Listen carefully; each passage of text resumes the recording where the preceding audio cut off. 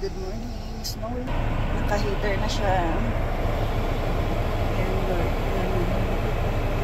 for 51 AM, snowing. Start na talaga ng snow. So let's go guys. Pasok na tayo. Bye.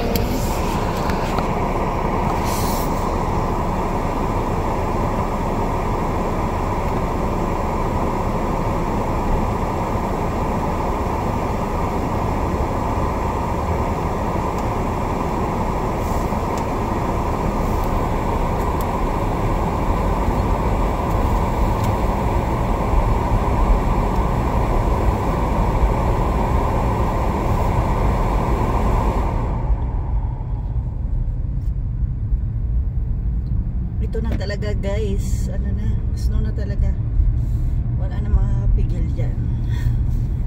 6 months na snow, so kailangan natin magdahan-dahan sa pag-drive. Buti nakapagpalit na ako ng snow tire, palit na tayo para ready na sa snow. Bukas start na uli ng school. Praise God. At may pasok na sila uli. At least mag-continue na lang yung nila pag-aaral. Ayan guys. Ganitong oras ang pasok ko. Tapos bukas pasok ko sa Tim Horton is 4 AM. So 2 AM maaga ako gumigising. Kasi bukas start na ng school, mag-prepare tayo ng lunch nila.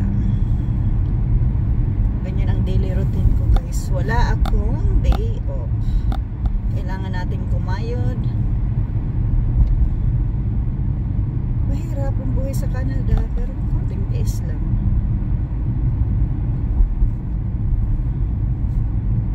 Kayang-kaya natin yan. Pag ganito guys na red lights na nagbe-blink, ibig sabihin yan parang i-consider mo siya na 4-way stop. Yung unang magkarating sa stop, siyang unang turn.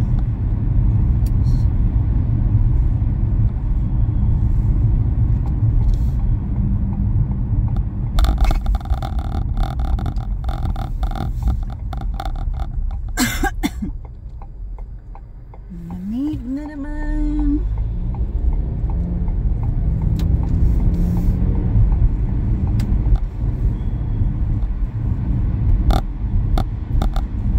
Ito guys, ang buhay dito sa Canada. Trabaho, bahay. Ganyan lang ang ikot ng aming mundo dito. Wala, hindi tayo malapit sa big city. Parang province to. Big city sa Edmonton, 5 hours drive.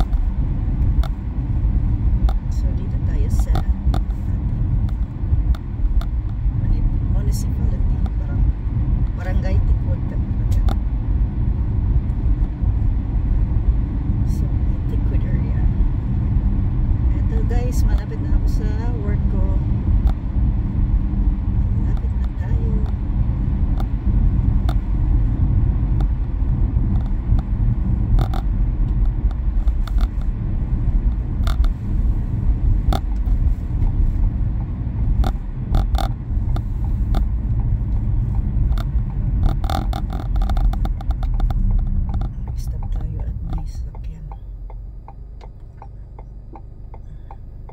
Bagal. Okay. Dito na tayo sa work ko guys. Ito ang trabaho ko. Ako ang opener.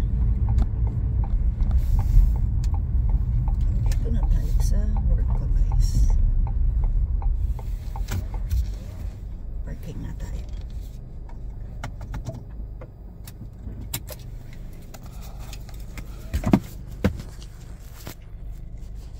Ayan guys. Bye-bye. Thank you for watching.